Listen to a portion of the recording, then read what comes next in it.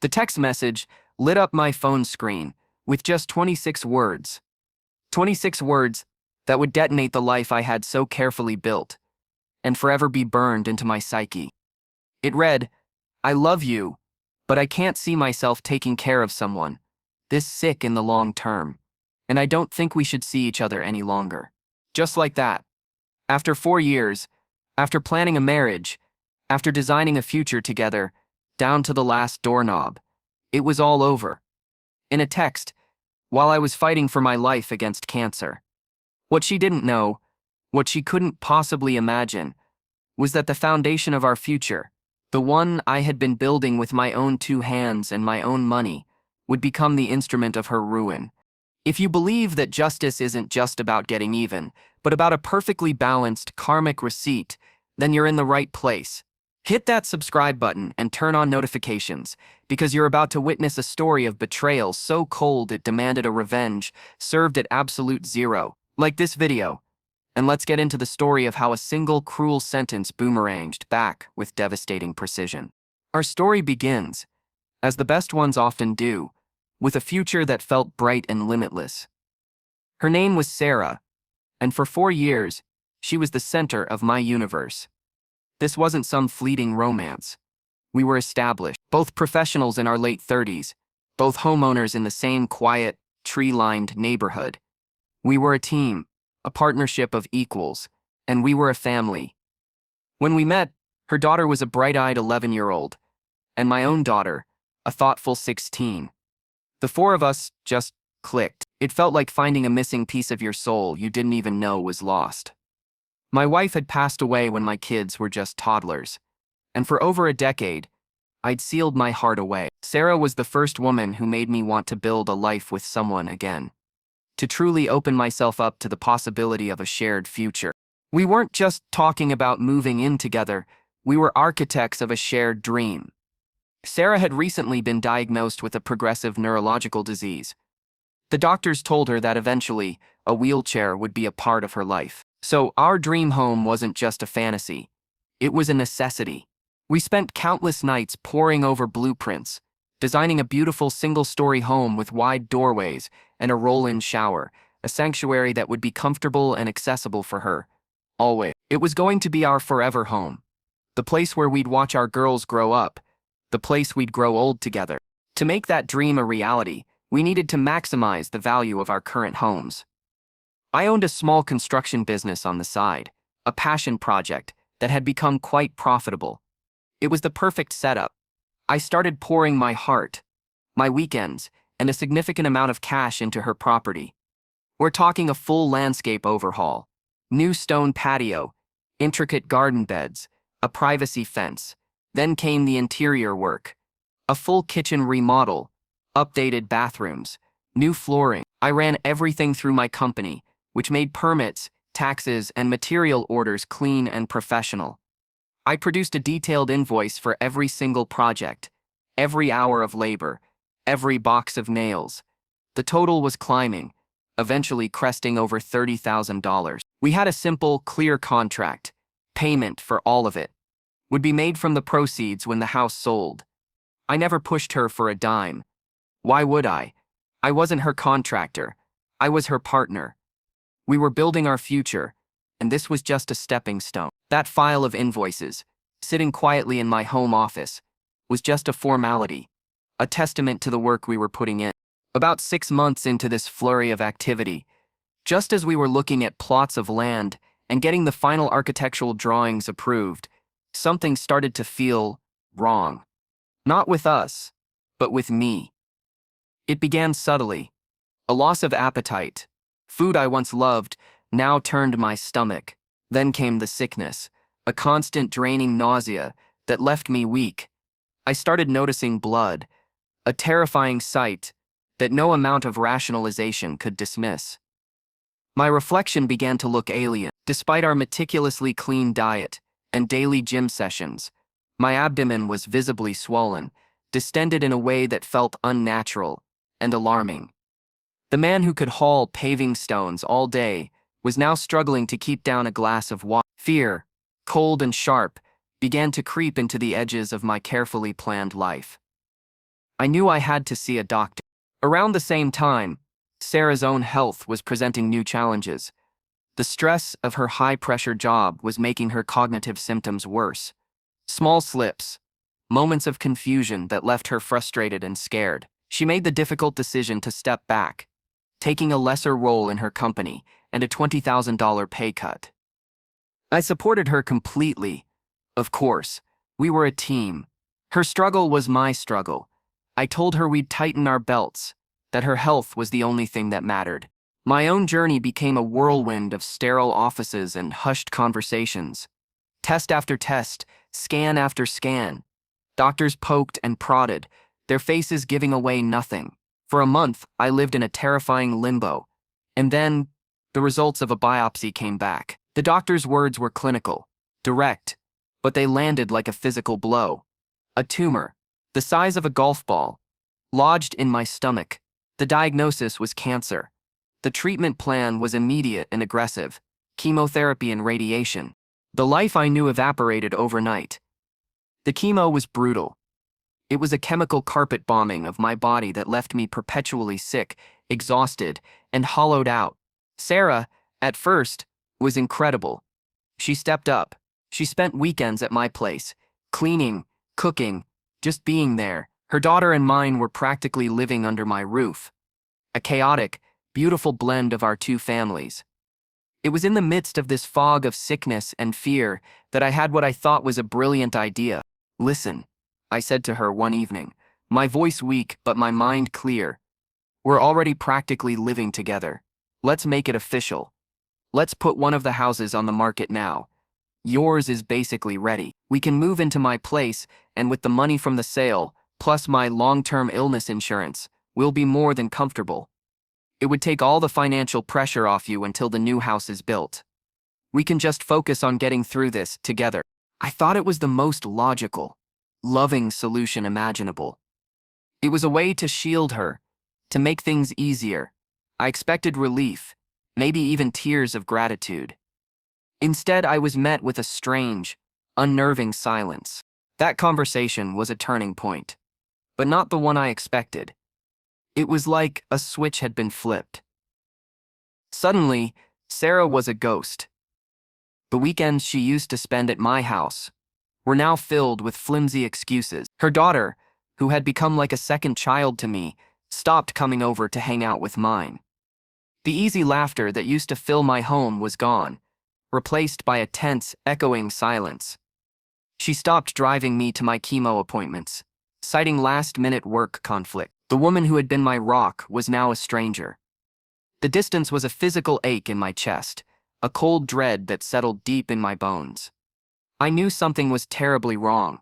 I tried to talk to her, to ask what had changed, but my questions were met with vague deflections and empty reassurances. And then, the bomb dropped. Not in a tearful face-to-face conversation, not even in a phone call where I could hear her voice. No, it came on a Tuesday afternoon, as I was lying on the couch, recovering from my latest round of treatment. It came as a notification, a text message. "I love you, but I can't see myself taking care of someone this sick in the long term. And I don't think we should see each other any longer." I read it once, then twice. My fingers felt numb, the phone suddenly heavy in my hand. The world seemed to tilt on its axis.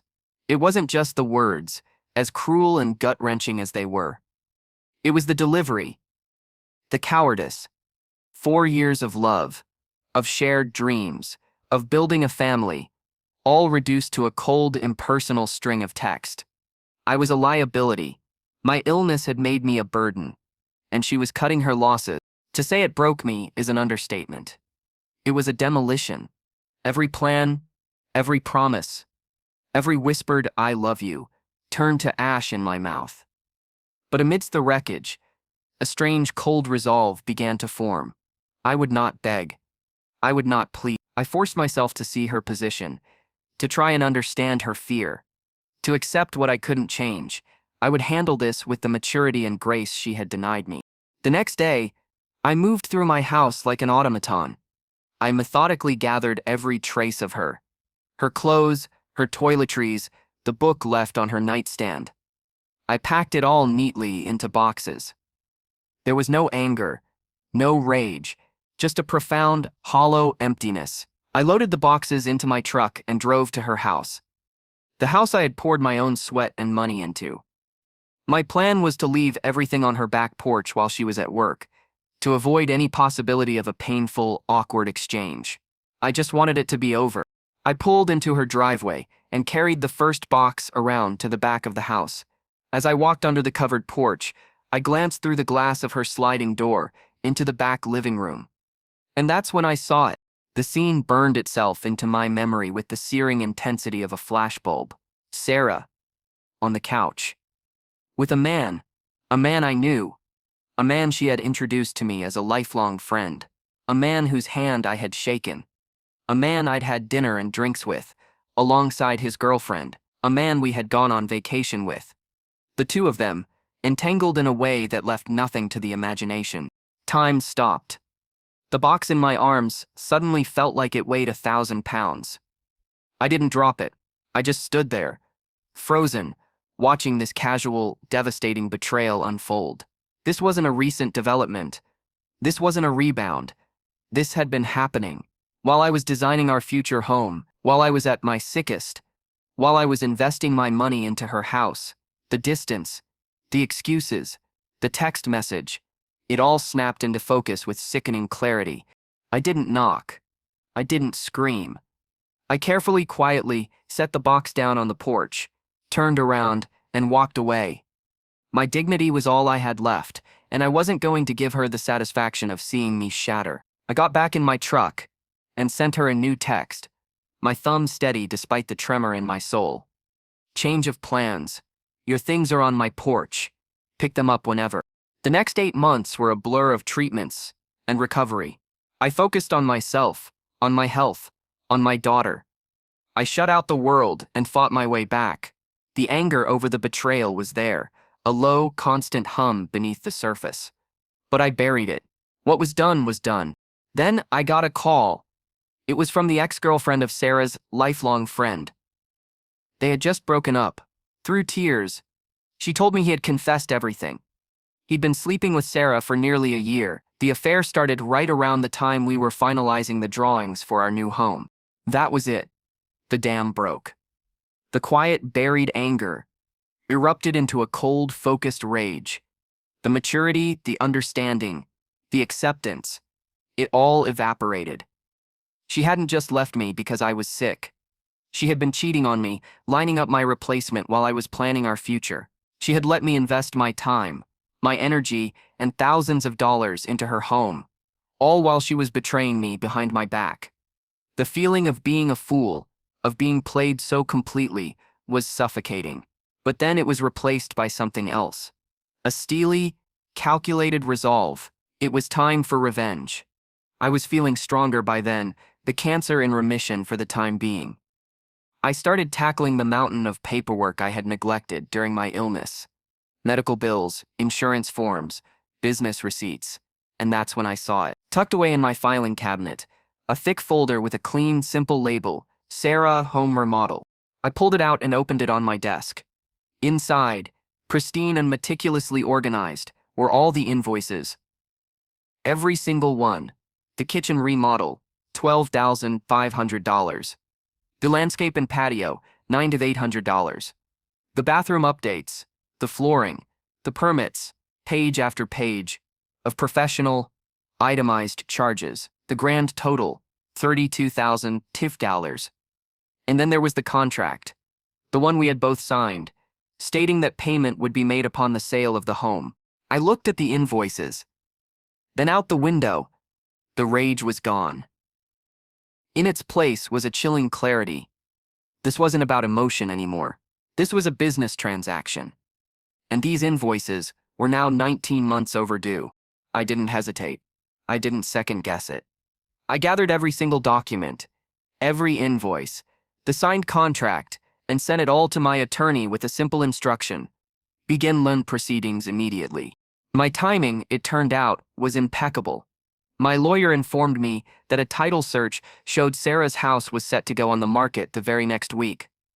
She had a buyer lined up and was already under contract to purchase a new home for herself. A lien on the property would be a catastrophic complication, a legal anchor that would halt the sale in its tracks. The gears of justice began to turn. The lien was filed, but it wasn't just for the original 32,680 Oh no, our contract, being a professional one from my business, included clauses for late payment. There was 19 months worth of compounded interest. Plus, the contract stipulated that if legal action was required to collect, she would be responsible for all attorney's fees. The final bill was staggering. The original amount, the interest, the legal fees. It was an avalanche. The sale of her house went through, but only after the lien was satisfied. After her mortgage was paid off and my check was cut, she was left with roughly $10,000. Just like that, her substantial down payment on her new home was gone. The purchase fell through.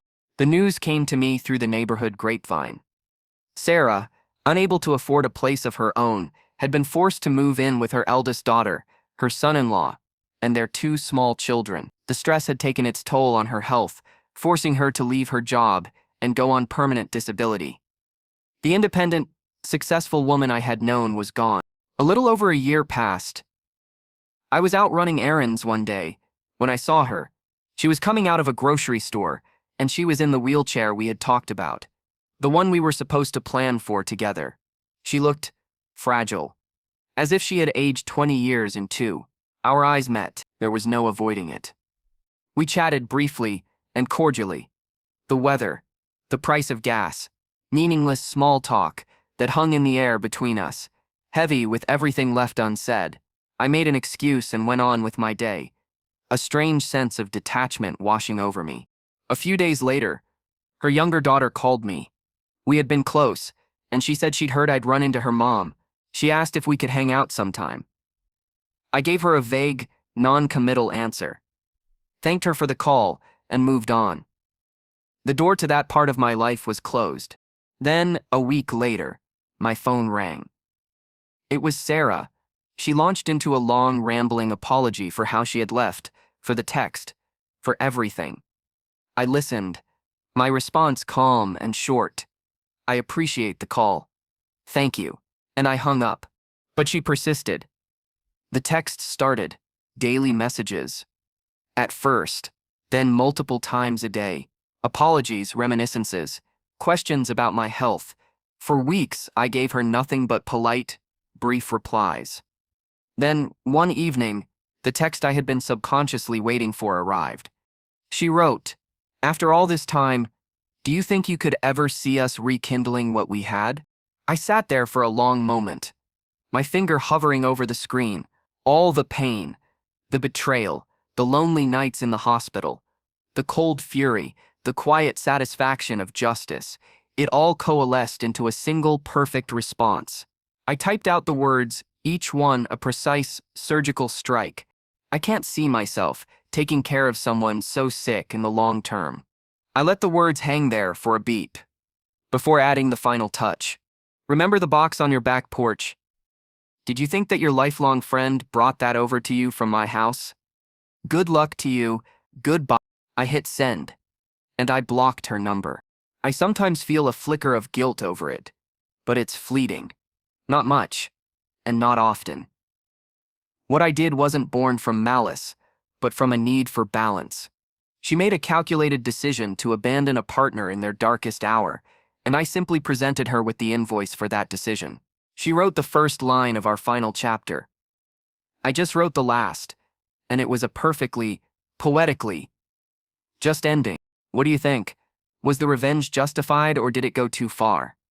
Let me know your thoughts in the comments below.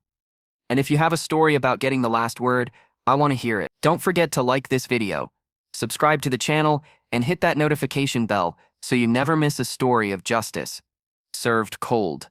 We'll see you in the next one.